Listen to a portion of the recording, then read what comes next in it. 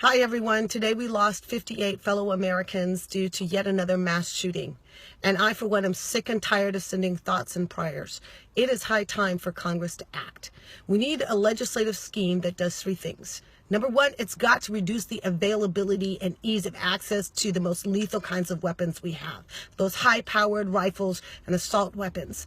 Not only should we make them hard to come by, we should tax the bejesus out of ammunition. We should make sure that they don't have silencers. That's plain crazy. And we should make sure that those people who insist on having them are willing to shell out a whole lot of money to get them. Number two, we got to make sure that those who have them carry personal liability insurance. If they want to walk around with assault weapons, they better have a bond to protect the public.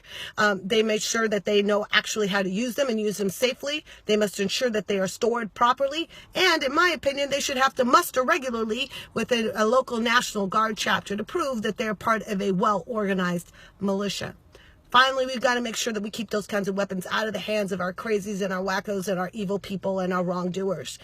People who are currently under a temporary restraining order should not have access to those kinds of guns. People who've been Baker acted or who've been convicted of domestic violence should not have those kinds of guns. The bottom line is this. We can do better. Everybody out there arguing that the really determined killer will find a way. Well, yeah, that's true. But why should we make that easy?